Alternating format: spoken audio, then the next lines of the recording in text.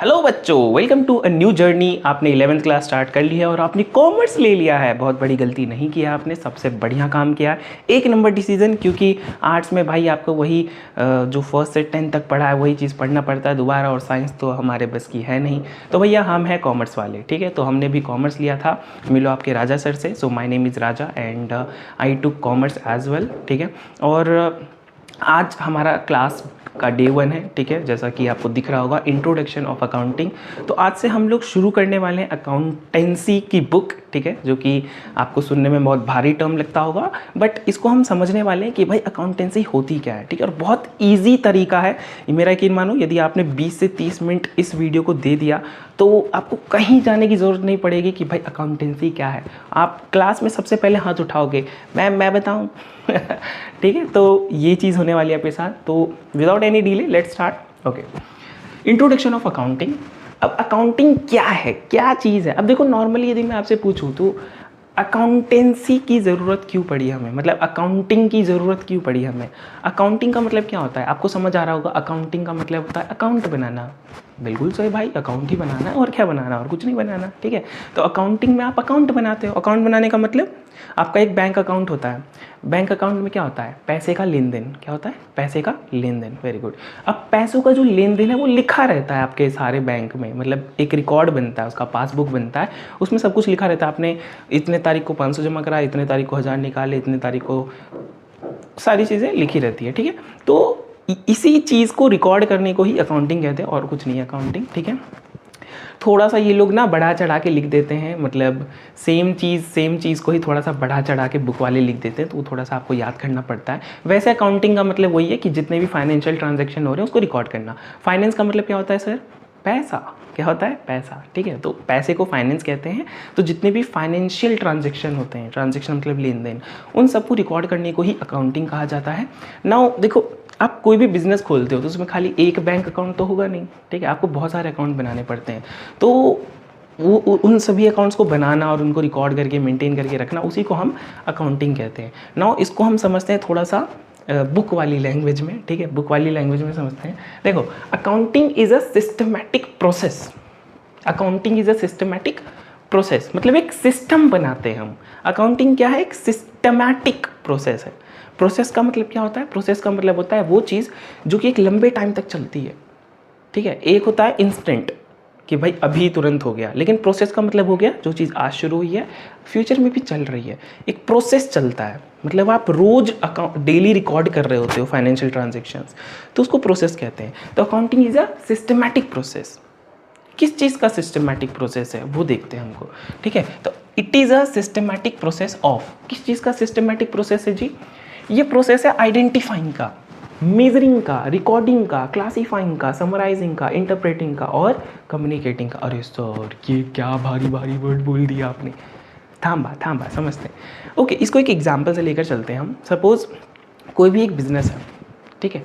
अब मेरा खुद का एक बिजनेस है, मेरा खुद का एक दुकान है, राजा डिजिटल सेंटर, ठीक है। तो अब राजा डिजिटल सेंटर पे क्या होता है, डिजिटल काम होते हैं, ऑनलाइन काम होते हैं, ठीक है। किसी को पैन कार्ड, आधार कार्ड वो सब बनाना हो तो सारा काम होता है, ठीक है। हमारी खुद की दुकान है, मतलब एक्चुअल में है। तो अभी मेरा एक बिजनेस है खुद का, ठीक है ना। यहाँ पर आप एक चीज़ देखो, जो भी बिजनेस होता है उसमें पैसों का लेन देन तो होगा ही, पैसों का तो लेन देन होगा ही।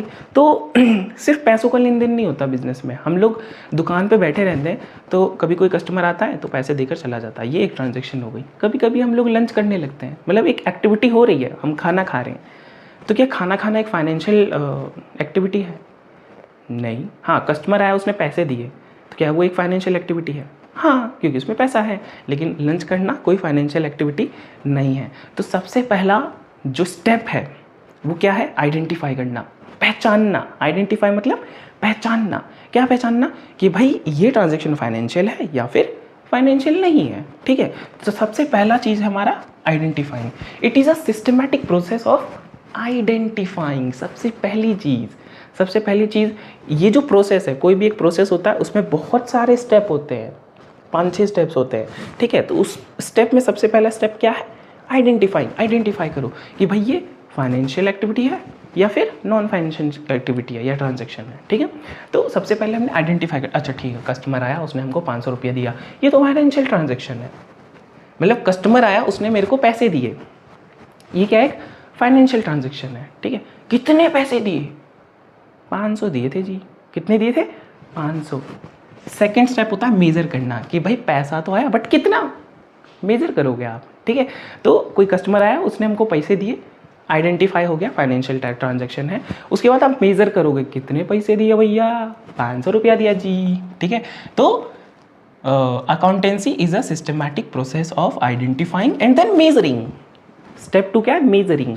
पहले आप आइडेंटिफाई करोगे, फिर नापोगे, मेजर करोगे, कितना दिया जी, पैसा तो दिया बट कितना दिया। उसके बाद रिकॉर्ड करोगे, उसके बाद रिकॉर्ड करोगे। आपको पहले पता चलेगा 500 रुपये आए, तभी तो आप लिखोगे कि भाई हाँ 500 रुपये इस कस्टमर ने हमको दिए, ठीक है। तो तीसरा स्टेप क्या हो गया? रिकॉर्डिंग। उसको रिकॉर्ड कर लोगे, लिख लोगे भैया, लिख लोगे, ठीक है। उसके बाद आता है क्लासीफाइंग। अब आप उस ट्रांजैक्शन को क्लासीफाई करोगे, ठीक है। अब क्लासिफिकेशन हो सकता है, बहुत सारे तरीके होते हैं, इसको जब हम डिटेल में पढ़ेंगे तो आपको समझाएंगे, लेकिन फिलहाल के लिए क्लासिफिकेशन का मतलब समझ जाओ। क्लास का मतलब होता है कैटेगरी, ठीक है। एक क्लासिफिकेशन दे देना, एक कैटेगरी दे देना उसको, ठीक है। तो ये जो ट्रांजैक्शन हुआ वो कौन से उसकी एक क्लासिफिकेशन कर देंगे कि भाई ये कौन सी कैटेगरी का ट्रांजैक्शन था, ठीक है। तो मुझे पैसे तो मिले, अब उसने पैन कार्ड ठीक कराया या आधार कार्ड, ठीक है। तो मैं इस ट्रांजैक्शन को कैसे क्लासीफाई कर रहा हूँ कि भाई ये जो पैसा आया मेरे पास, ये पैन कार्ड के लिए आया, तो मैं इस तरह से उसको क्लासीफाई कर दूंगा। ये वाले 500 रुपये जो पैन कार्ड के थे, और कोई दूसरा कस्टमर आया, उसने भी 500 रुपये दिए, लेकिन ये वाला जो 500 रुपये उसने दिया वो उसने आधार कार्ड ठीक कराने के लिए दिया। तो इस तरीके से मैं क्लासीफाई कर दूंगा, ठीक है। तो ये समझ आ गया आपको। Accounting is a systematic process, एक सिस्टम से चल रहे हैं हम, एक के बाद दूसरा फिर तीसरा, एक सिस्टम है। Accounting is a systematic process of identifying, measuring, recording, classifying and then summarising. फिर हम समराइज कर देते हैं। समराइज का मतलब होता है पूरा सार, ठीक है। पूरा सार निकालते हैं कि आज इस पूरे महीने में कितने रुपए आए हमारे पास। अच्छा 100 कस्टमर थे, सब ने मिलकर मेरे को 20,000 रुपये दिया इस महीने। तो ये हो गया समराइज कि भाई एक साथ कितना पैसा आया मेरे पास, समराइज कर दिया मैंने, ठीक है। तो क्लासीफाई के बाद हम क्या करते हैं? समराइज करते हैं, जो कि मंथ एंड में होता है या ईयर एंड में होता है, कभी भी आप समराइज कर सकते हो जब चाहो, ठीक है। तो एक बार जब समराइज हो जाता है, ठीक है 20,000 रुपये आया, तो अब आप करते हो इंटरप्रेट। इंटरप्रेट का मतलब होता है सोचना, मतलब इतना सारा ट्रांजैक्शन देख के, अच्छा इसने मेरे को 500 दिए, उसने 700 दिए, इसने 300 दिए, अच्छा ये वाला जो कस्टमर है ये इस काम के बहुत कम पैसे लगते हैं, तो ये जो मैं कर रहा हूँ ना, इसको कहते हैं इंटरप्रेट करना, सोचना, डेटा को देखकर इंटरप्रेट करना, थिंकिंग करना, ठीक है, सोचना कि भाई क्या किया जा सकता है आगे, इसी को कहते हैं इंटरप्रेटिंग करना, ठीक है। तो जब इंटरप्रेट कर लोगे उसके बाद कम्युनिकेटिंग का लास्ट हमारा प्रोसेस होता है कि भाई सपोज़ करो हमने सब कुछ बता दिया, ठीक है। जैसे जब मैंने समराइज़ कर लिया कि भाई इस महीने तो 20,000 की कमाई हुई, तो मैंने इंटरप्रेट किया, सोचा अच्छा इतना पैसा आया, पिछले महीने तो यार 25,000 आए थे, इस महीने 20,000 आए, मतलब हमको थोड़ा सा लॉस जा रहा है बिजनेस में, बिजनेस को ठीक ठाक चल नहीं रहा। तो ये इंटरप्रिटेशन है मेरा, मैं सोच रहा हूँ, ठीक है। तो ये इंटरप्रेट हो गया। और लास्ट में हम कम्युनिकेट कर देते हैं, मतलब जो भी डेटा हमको मिला, जो भी अकाउंट्स के थ्रू हमने डेटा पाया, उसको आप कम्युनिकेट कर सकते हो, मतलब बता सकते हो। कम्युनिकेशन मतलब बताना, ठीक है। कम्युनिकेट करने का मतलब बताना। किसको बता सकते हो? किसी को भी। आपका दोस्त है, वो कह रहा है अरे भाई और बता क्या चल रहा है, कैसा चल रहा है भाई, ठीक है। अरे यार मज़ा, मतलब ठीक तो नहीं चल रहा है, क्योंकि पिछले महीने 25,000 की कमाई थी और इस साल मतलब इस महीने तो 20,000 की हुई, मतलब 5,000 तो कम कमाई हुई। तो आप कम्युनिकेट कर रहे हो, बता रहे हो अपने दोस्त को। ये आप कैसे बता पा रहे हो? क्योंकि आपने अकाउंटिंग की। यदि आप अकाउंटिंग नहीं करते, आपको पता ही नहीं रहता पिछले महीने 25 आए, इस महीने 20, आप बस अंदाजे से लगाते, हाँ यार पिछले महीने भी 20 तक आ गए थे, इस महीने भी 20 तक आ गए होंगे। यदि अकाउंटिंग नहीं की तो यही ऐसे ही अंदाजे में बताते रहते हैं आप। लेकिन क्योंकि आपने अकाउंटिंग की तो आप अच्छे से कम्युनिकेट कर पा रहे हो कि भाई कितना रुपया आपके पास आया, ठीक है। तो अगेन हम रिपीट करते हैं, what is accounting? Accounting is a systematic process of identifying, measuring, recording, identifying, measuring, recording and then classifying, summarising, interpreting and last में हम कम्युनिकेटिंग। That's it. यदि ये रट लिया तो भाई कहीं भी आ गया ना व्हाट इज अकाउंटिंग, लिख देना, छाप देना, this is the correct answer. Okay, चलो समझ आ गया सर। अब हम बात करते हैं यूजर्स ऑफ अकाउंटिंग। अच्छा, इसमें आपने देखा होगा सबसे लास्ट में कम्युनिकेटिंग था। क्या था? कम्युनिकेटिंग, मतलब आपने अकाउंटिंग तो कर लिया, बट आप कम्युनिकेट किस किस को करोगे भाई, किस किस को बताओगे अपने अकाउंट्स के बारे में, अपने रिकॉर्ड्स के बारे में, किस किस को बता सकते हो आप, ठीक है। तो जिस जिस को भी आप बता सकते हो उनको यूज़र्स कहते हैं। क्या कहते हैं? यूज़र्स। मतलब जो आपने अकाउंटिंग की है उसका यूज़ कौन करने वाला है, उसका यूज़ कौन करने वाला है, ठीक है। तो कौन कौन लोग यूज़ करेंगे? सबसे पहले तो आप ही खुद ही यूज़ करोगे, मतलब आपने खुद यूज़ कर लिया ना जी, आपने पूरे महीने अकाउंटिंग की और उसका यूज़ करके आपने क्या एक निकाला, अच्छा पिछले महीने 25 हुए थे, इस महीने 20 हुए, तो आपने खुद ही अपने आप को ही कम्युनिकेट कर दिया। तो सबसे पहला यूज़र कौन हुआ? ओनर। सबसे पहले यूज़र कौन हुआ? ओनर। ओनर खुद ही कम्युनिकेट करता है अपने आप को, ठीक है। तो यूज़र्स ऑफ अकाउंटिंग हम पढ़ रहे हैं, ठीक है। तो कौन कौन यूज़र्स होते हैं? यूज़र्स वो होते हैं जिनको हम कम्युनिकेट करने वाले हैं। तो दो तरह का कैटेगरी में बांटा हुआ है क्लासिफिकेशन, जो कि हम बात कर रहे थे। एक होता है इंटरनल, एक होता है एक्सटर्नल। सबसे पहले तो बिजनेस के अंदर भाई, बिजनेस के अंदर जो जो लोग हैं उनको आप बता रहे हो, उनको क्या बता रहे हो कि भाई अकाउंटिंग कैसा हुआ है, मतलब जिनके लिए आपने अकाउंटिंग किया है वो उनको आप कम्युनिकेट कर रहे हो आप। अब सपोज करो बिजनेस के अंदर कौन कौन होते हैं? सबसे पहले तो ओनर खुद होता है, फिर होता है मैनेजमेंट, मैनेजर्स जो कि टीम को देखते हैं, ठीक है। मैनेजमेंट को भी जानना होगा कि भाई ठीक है बताओ कैसा प्रॉफिट एंड लॉस हो रहा है, यदि लॉस हो रहा है तो भाई क्या चीज़ ठीक करना है नहीं करना है, वो मैनेजर लोग संभालेंगे अपना, ठीक है। कि सैलरी वैलरी कम कम नहीं करनी है एम्प्लॉयमेंट की, तो वो सब वो मैनेजमेंट देखता है, ठीक है। नेक्स्ट है एम्प्लॉयज़ एंड ब्रोकर्स खुद। अरे एम्प्लॉय को भी तो जानना होता है, अरे बॉस कितना इस महीने का रेवेन्यू कितना हुआ ज़रा बताइए ना, कुछ ज़्यादा आया तो हमको थोड़ा इंसेंटिव दे दीजिए ना, आप देते क्यों नहीं है, ठीक है।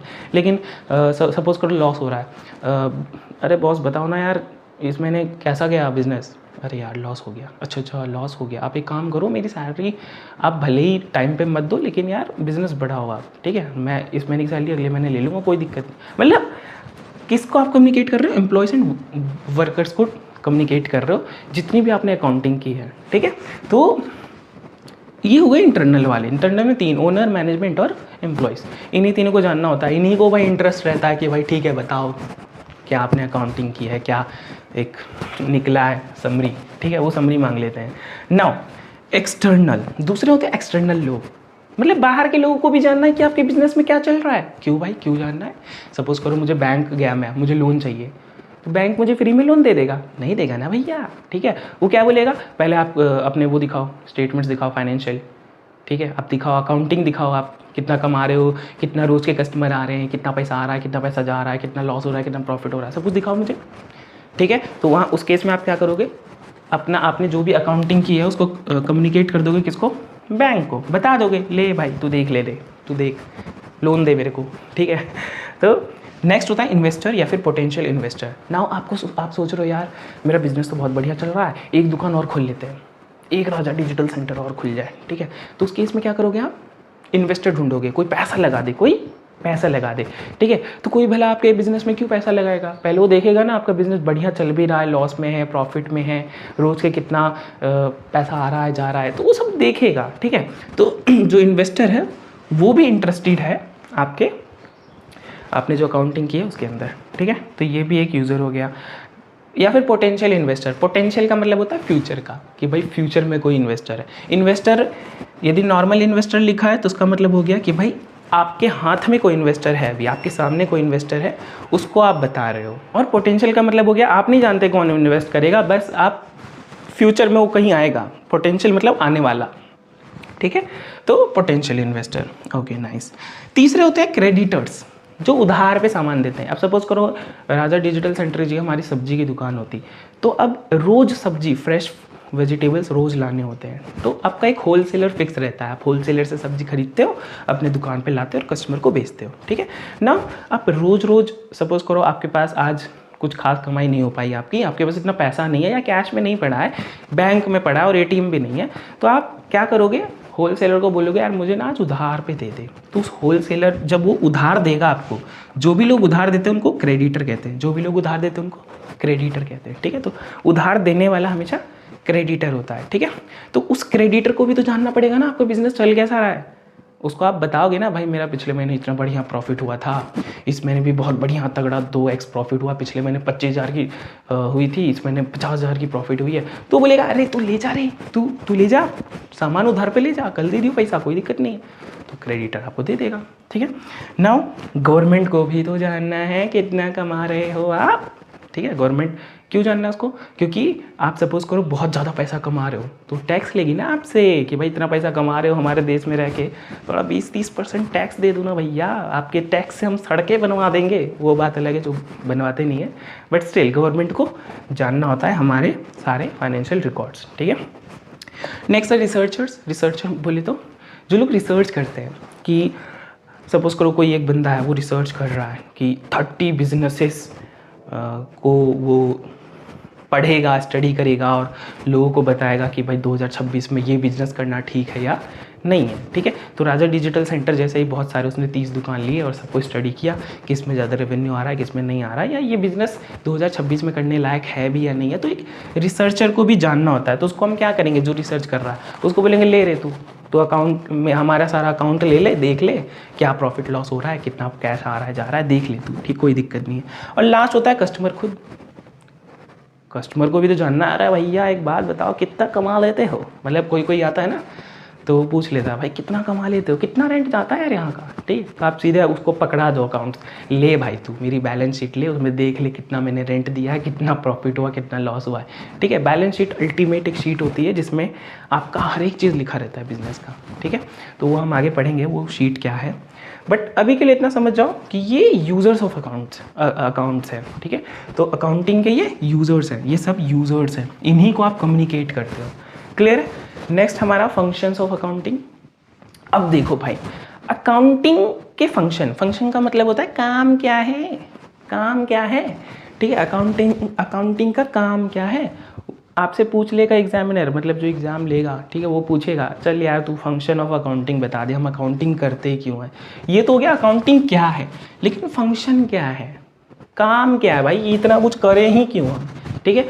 तो सबसे पहला है मेंटेनिंग सिस्टमैटिक रिकॉर्ड, ईजी, ठीक है। कोई भी दुकान पे आ रहा है तो एक सिस्टमैटिक रिकॉर्ड रहेगा कि भाई आज 10 कस्टमर आए, पहले कस्टमर ने 500 दिए, दूसरे ने 200, तीसरे ने 300, चौथे ने 400। तो इस तरीके से सब कुछ सिस्टमैटिक वे में रिकॉर्ड रहेगा हमारे पास। तो ये हो गया पहला। दूसरा हो गया हमारा प्रिपेयरिंग फाइनेंशियल स्टेटमेंट, ठीक है। अब प्रिपेयर का मतलब तैयार करना, फाइनेंशियल मतलब पैसों से जुड़ा, स्टेटमेंट मतलब एक स्टेटमेंट होती है, ठीक है। अब मैंने आपको बताया था प्रॉफिट एंड लॉस का एक शीट बनता है और एक बैलेंस शीट बनता है। प्रॉफिट एंड लॉस में सिर्फ प्रॉफिट एंड लॉस रहता है बिजनेस का, बैलेंस शीट में सब कुछ रहता है, हमारे पास कितना एसेट है। एसेट बोले तो जो भी आपके पास फर्नीचर है, जैसे मेरे दुकान में फर्नीचर है, मॉनिटर है, पीसी है, चेयर्स हैं, ये सब क्या है, इन सबको एसेट कहते हैं, ठीक है। ये हमारे एसेट है, तो ये सब बैलेंस शीट में लिखा रहता है कितने रुपए के हैं ये सब, ठीक है। और बैलेंस शीट में प्रॉफिट एंड लॉस भी लिखा रहता है कि भाई कितना इस महीने कमाया, कितना उस महीने कमाया, सब कुछ लिखा रहता है बैलेंस शीट में। बैलेंस शीट एक ही बार बनती है साल के एंड में, तो हर महीने का विवरण होता है उसमें, क्लियर है नाउ। तो फाइनेंशियल स्टेटमेंट बनाने में हेल्प करता है, ये फंक्शन है, ठीक है। तीसरा है हमारा लीगल रिक्वायरमेंट। अरे यार जो सरकार है ना, हर एक कंट्री की सरकार, वो कहती थी आप यहाँ बिजनेस कर रहे हो तो भाई आपको ये सब बनाना ही है, आपको अकाउंटिंग करनी ही, आपको लिखना ही पड़ेगा कितने कस्टमर आ रहे हैं, कितने जा रहे हैं, क्या प्रॉफिट हो रहा है, क्या नहीं हो रहा है, वो सब लिखना ही पड़ेगा। तो एक लीगल रिक्वायरमेंट है, लीगल कानूनी ज़रूरत है, ठीक है। तो इसीलिए हमें करना ही पड़ेगा। चौथा है कम्युनिकेटिंग टू यूजर्स। ऑब्वियस ही बात है, हम अकाउंटिंग कर ही क्यों रहे भैया, अकाउंटिंग का लास्ट स्टेप कम्युनिकेटिंग है। तो कम्युनिकेटिंग टू किसको कम्युनिकेट करना है, यूजर्स को। यूजर्स कौन होते हैं, ये सब तो यूजर्स ही हैं, ओनर, मैनेजमेंट, एम्प्लॉइज़, मतलब इंटरनल और एक्सटर्नल, इन सभी यूजर्स को हमने कम्युनिकेट करना है।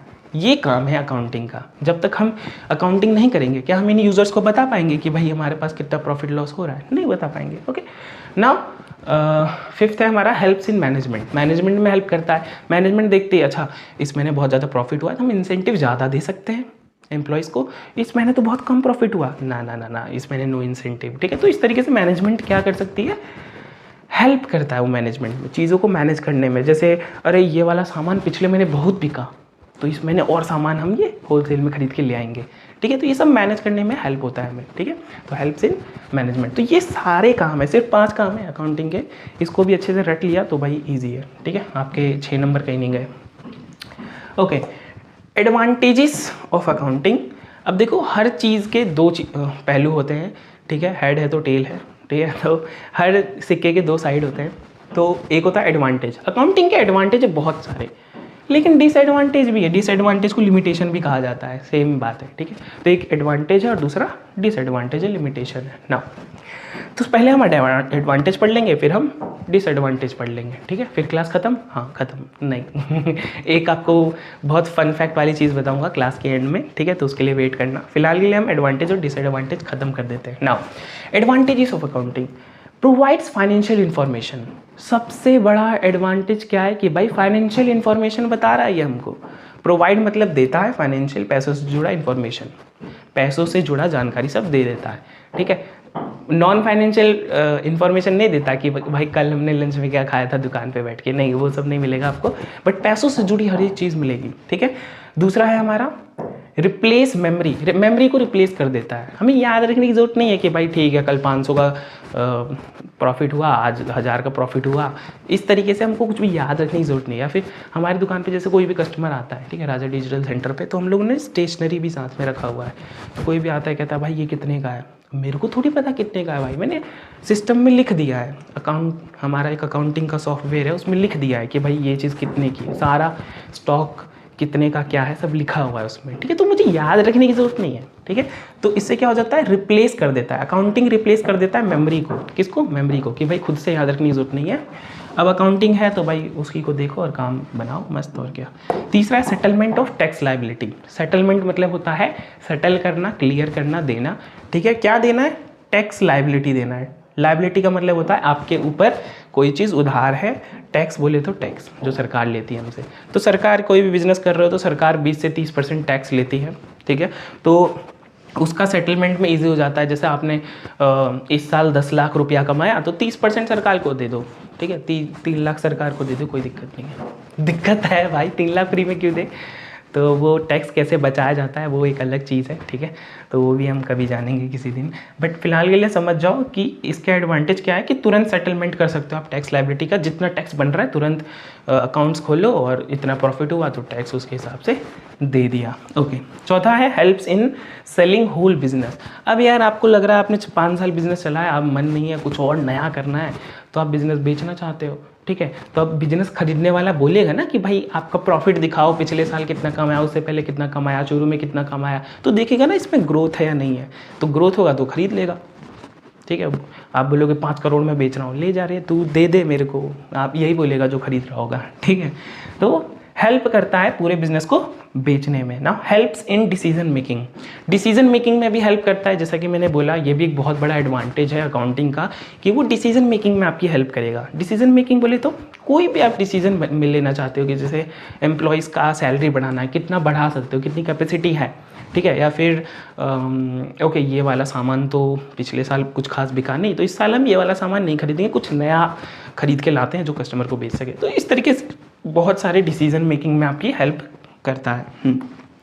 6th है एविडेंस इन कोर्ट। तो अकाउंटिंग एक बहुत बड़ा एविडेंस होता है। सपोज करो किसी ने बोला कि अरे सर मैं इनका बिज़नेस का कस्टमर हूँ, मैंने इनको 30,000 रुपये दिए थे पिछले महीने और इन्होंने मतलब वापस नहीं किया। तो यदि किसी ने मुझे 30,000 दिए तो मैं अकाउंटिंग में लिखूंगा ना कि भाई ये फलाना कस्टमर उसने 30,000 रुपये दिया एज एन इन्वेस्टमेंट, तो मैं लिखूंगा, तो उस पर लिखा रहेगा। लेकिन उस पर लिखा ही नहीं है तो एक प्रूफ बन गया ना कि भाई इसने तो मेरे को पैसा दिया ही नहीं, मैं क्यों दूँ इसको वापस प्रॉफिट, मतलब इंटरेस्ट दूँ इसको पैसे का, ठीक है। तो ऐसा कुछ मतलब किसी भी तरीके का कोर्ट में एक एविडेंस बन जाता है अकाउंटिंग, क्योंकि आप उसमें सब कुछ लिखा हुआ है भैया, ठीक है। तो ये हो गया एडवांटेजेस। अब हम बात करते हैं लिमिटेशंस की, डिसएडवांटेजेस की, ठीक है। तो भाई हर चीज़ के डिसएडवांटेजेस होते हैं, कुछ भी होगा डिसएडवांटेज होगा ही।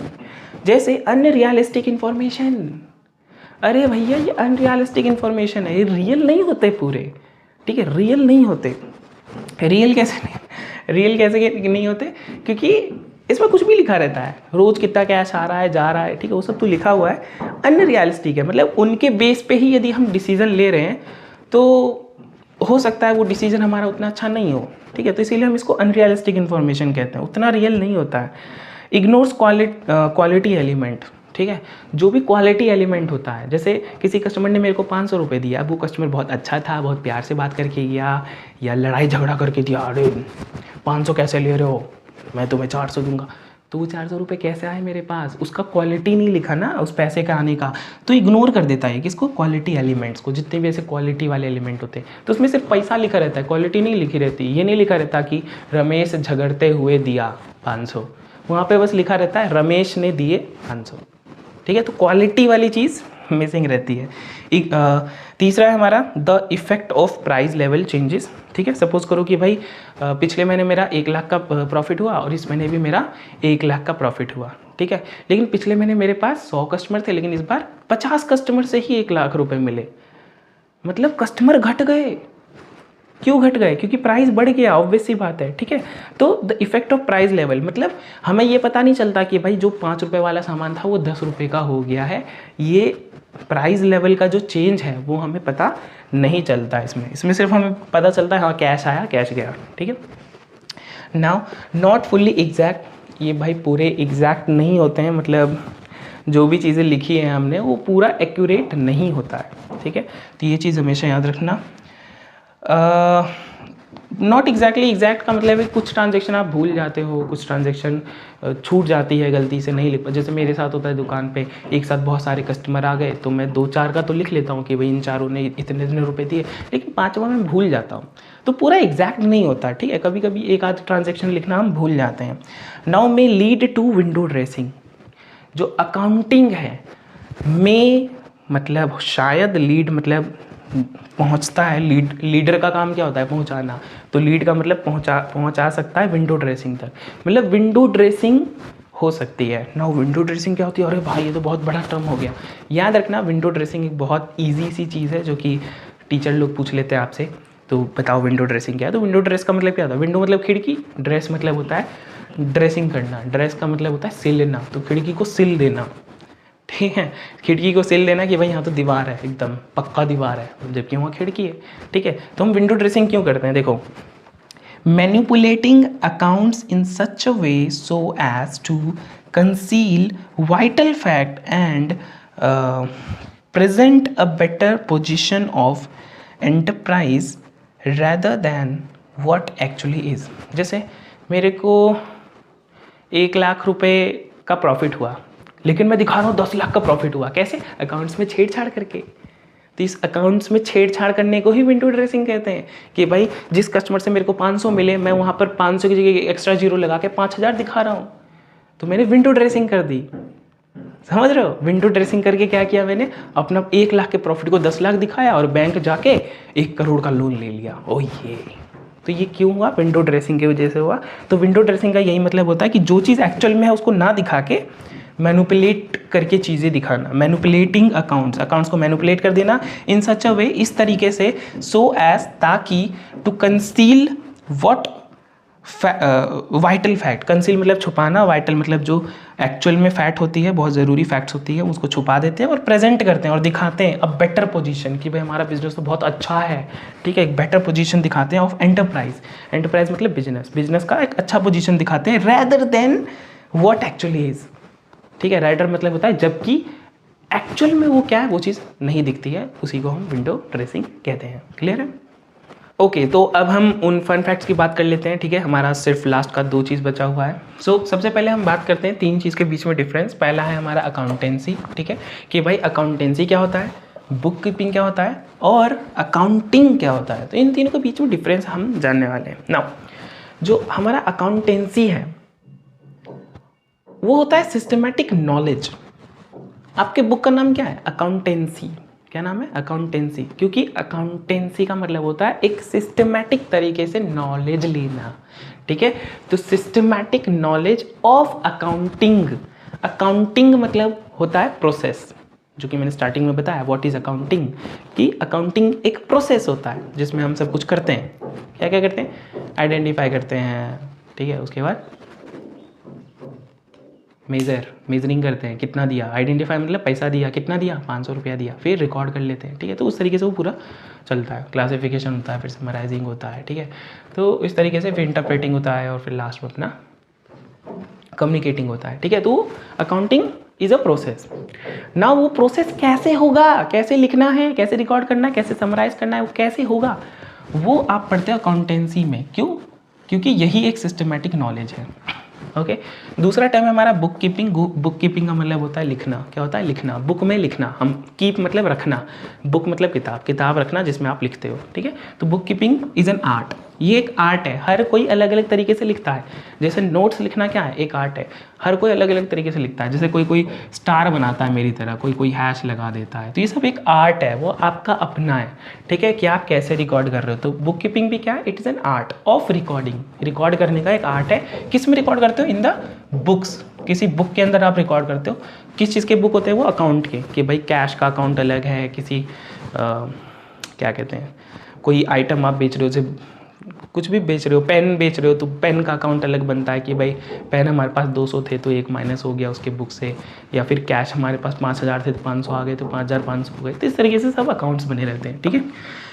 तीसरा हमारा होता है अकाउंटेंसी। अकाउंटेंसी क्या है? एक वाइडर टर्म है देन बुक कीपिंग, ठीक है। अकाउंटिंग जो है वो वाइडर टर्म है। जैसे ये अकाउंटिंग है, इसके अंदर बुक कीपिंग आ जाता है कि भाई बुक्स आप रख रहे हो। सो फ़ोन बंद हो गया था तो हम वापस से आ गए, ठीक है। तो हम लोग क्या एक्सप्लेन कर रहे थे? जो हमारा ये है, ठीक है, this is wider term, okay. Accounting जो है वो वाइडर टर्म है। अकाउंटिंग के अंदर बुक कीपिंग आता है, ठीक है। आपने जब डेफिनेशन पढ़ा था तो उसमें क्या था? Accounting is a process. उसमें 5-6 चीज़ें लिखी हुई थी, ठीक है। सबसे पहले क्या था? आइडेंटिफिकेशन। फिर क्या था? Measuring, identifying, measuring. फिर था रिकॉर्डिंग। रिकॉर्डिंग का ही दूसरा नाम है बुक कीपिंग, ठीक है। तो ये यदि अकाउंटिंग है तो इसके अंदर छोटा सा पार्ट आता है बुक कीपिंग।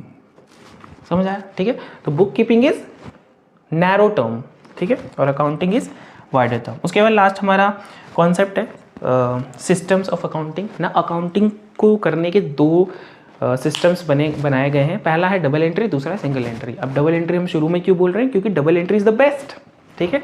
तो जो डबल एंट्री सिस्टम है उसमें क्या होता है? देखो, जो डबल एंट्री सिस्टम है उसमें 2 बार एंट्री होती है। सिंपल, मतलब आपने कुछ भी बेचा, सपोज करो मेरे पास 2 चीज़ें हैं, मेरे पास 2 अकाउंट है, ठीक है। सिंपली कोई आया मेरे दुकान पे, उसने बोला मार्कर चाहिए, मैंने उसको 10 रुपये का मार्कर दे दिया। तो मेरे दुकान से मार्कर गया और कैश आया, तो मैं मार्कर और कैश का 2 अलग अकाउंट रखूँगा, ठीक है। मैं मार्कर की, ठीक है, सपोज करो मैं यहाँ पर बताता हूँ। मार्कर का जो अकाउंट है, यहाँ पे मार्कर का अकाउंट है, उससे मैं 10 रुपये क्या करूँगा? माइनस कर दूंगा, क्योंकि 10 रुपये का मेरा मार्कर चला गया। बदले में मेरे पास क्या आया? कैश अकाउंट में 10 रुपये आ गए, प्लस कर दूंगा, ठीक है। तो मार्कर के उसमें माइनस कर दूंगा और कैश वाले में प्लस कर दूंगा। तो इसी को हम डबल एंट्री सिस्टम कहते हैं, जो कि अकाउंटिंग में फॉलो किया जाता है, जो कि बेस्ट है। पहले सिंगल एंट्री फॉलो करती थी, ठीक है। सिंगल एंट्री में क्या होता था? सिंगल एंट्री में ये होता था कि भाई मार्कर आया तो हम यहाँ पर लिख देते थे कि भाई मार्कर बिक गया, और यहाँ पर हम सिर्फ लिख देते थे 10 रुपये, ठीक है। तो ये होता है सिंगल एंट्री। जो बड़ा बिजनेस होता है वो डबल एंट्री फॉलो करता है। सिंगल एंट्री छोटे बिजनेसेस फॉलो कर सकते हैं, बट बेस्ट कौन सा है? डबल एंट्री सिस्टम, ठीक है। तो आज के लिए इतना ही। ये थी हमारी क्लास, एंड यदि आपको चीज़ें समझ आई तो कमेंट में बताओ क्या चीज़ें समझ आई, क्या चीज़ें नहीं आई, और कैसी लगी क्लास, कहाँ पर इंप्रूवमेंट की ज़रूरत है। प्लस यदि आपने अभी तक हमारा व्हाट्सएप ग्रुप ज्वाइन नहीं किया तो ज्वाइन करो। वहाँ पर आप जैसे और भी बहुत सारे लोग हैं जो कि अभी अभी 11th क्लास में आए हैं, उनसे आप डाउट पूछ सकते हो, बातें कर सकते हो, व्हाटएवर यू वांट, ठीक है। तो वहाँ पर सारा चीज़ें हो सकता है। तो व्हाट्सएप ग्रुप आप ज्वाइन कर लेना, ठीक है। एंड या दैट्स इट। मिलते हैं नेक्स्ट वीडियो में एक और नए टॉपिक के साथ।